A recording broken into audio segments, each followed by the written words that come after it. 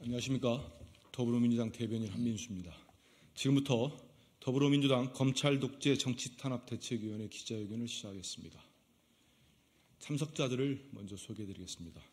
더불어민주당 검찰독재정치탄압대책위원회 공동위원장이신 박찬대 최고위원님 모셨습니다.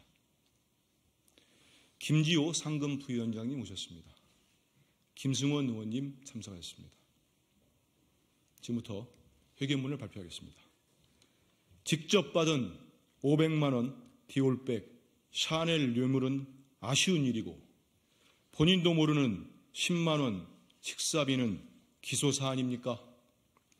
윤석열 정권과 국민의힘이 김건희 여사의 디올백 논란에서 도저히 빠져나오기 힘든지 다시 검찰을 동원해 뻔한 공작을 벌이기 시작했습니다. 이재명 민주당 대표의 배우자인 김혜경 씨가 선거법을 위반했다며 기소한 것입니다. 혐의 내용은 황당하기 그지없습니다. 김혜경 씨가 2021년 8월 민주당 국회의원 배우자 등 6명에게 10만 4천 원 상당의 식사비를 제공했다는 것이 선거법 위반 사유입니다. 심지어 당시 김혜경 씨는 선거 카드로 식비 중 본인의 몫인 2만 6천 원만을 결제하였고 나머지 7만 8천 원은 직원이 김혜경 씨 모르게 법인카드로 결제하였다는 김혜경 씨의 입장은 아예 고려조차 되지 않았습니다. 윤석열 정권과 검찰은 정작 수사하고 기소해야 할 김건희 여사가 직접 받은 디올백에 대한 뇌물 수수 등의 혐의는 어물쩍 넘어가면서 이재명 대표 배우자 김혜경 씨에 대해서는 본인도 모르는 사안에 꼬투리를 잡아 심소봉대하면서 여론몰이를 하고 있습니다. 언론 보도에 따르면 최재형 목사는 김건희 여사에게 디올백과 샤넬 화장품 등의 선물을 2번에 걸쳐 직접 건넸습니다. 해당 디올백은 국내 가격이 315만 원이고 샤넬 화장품 등은 약 185만 원이라고 합니다. 선물의 가격은 총 500만 원에 이릅니다. 윤석열 대통령은 이러한 김건희 여사의 디올백 뇌물수수 사건에 대해 정치 공작으로 규정하며 대통령 부인이 어느 누구에게도 이렇게 박절하게 대하기는 참 어렵다. 좀 하여튼 아쉬운 점은 있다고 해명하며 김건희 여사를 감싸주었습니다. 윤석열 대통령은 이미 김건희 여사의 도이치모터스 주가 조작 혐의를 특검을 통해 재수사하자는 김건희 특검법이 국회를 통과했음에도 거부권을 행사하며 김건희 여사를 감싸준 바 있습니다.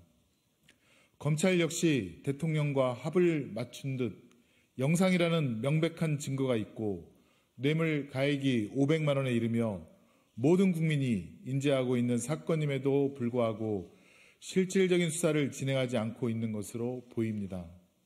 10만 원 식사비가 선거법 위반이라며 바로 기소하는 것과는 완전히 대조적입니다. 김건희 여사에게 검찰의 소환조사나 압수수색은 전혀 해당하지 않았습니다. 여론에 떠밀려 서울중앙지검에 사건이 배당되긴 했지만 검찰의 수사가 어떻게 진척되고 있는지는 아무도 모릅니다. 윤석열 대통령은 후보 시절부터 지속해서 법과 원칙의 중요성을 강조해 왔습니다. 하지만 본인의 배우자에게는 이 나라의 어떠한 법과 원칙도 적용되지 않고 있습니다. 아쉽다라는 말 한마디로 끝입니다. 반면 대통령의 정적과 그 배우자에 대해서는 법과 원칙을 구현한다며 구체적 증거가 없음에도 수백 차례 압수수색을 진행하고 관련 실무자들을 괴롭히기 식으로 소환하며 언론과 유착하여 정보를 흘려 악의적인 보도로 악마화하고 있습니다. 이제는 윤석열 대통령이 법을 적용 집행하던 법조인 출신인 과연 맞는지조차 의심스러운 지경입니다. 설 전 민심을 다독이겼다며 기획한 윤석열 대통령의 2월 7일 KBS 신년 대담은 국민과 소통이 아닌 일방적인 정권 홍보 그 자체였습니다. 조선일보조차 사설을 통해 내용 형식이 미흡하다며 국민이 듣고 싶은 말보다 대통령이 하고 싶은 말을 했다는 인상을 주었다라고 비판할 정도입니다. 대통령실이 2월 8일 공개한 대통령 합창은 더욱 가관이었습니다. 대통령은 자문자답식의 녹화 대담과 두 손 모은 합창이면 국민이 넘어가 줄 것으로 생각한 것 같습니다. 하지만 신년 대담과 합창으로 민심이 오히려 악화하자 정권은 김혜경 때리기를 선택했습니다. 진정 국민이 원하는 것은 합창이나 보여주기식 녹화 대담이 아닙니다. 정적 때리기를 통한 관심 돌리기는 더더욱 아닙니다. 국민은 대통령 내외의 진솔한 사과와 책임지는 자세를 바라고 있습니다. 하지만 안타깝게도 윤석열 정권과 검찰은 점점 반대의 길을 가고 있습니다.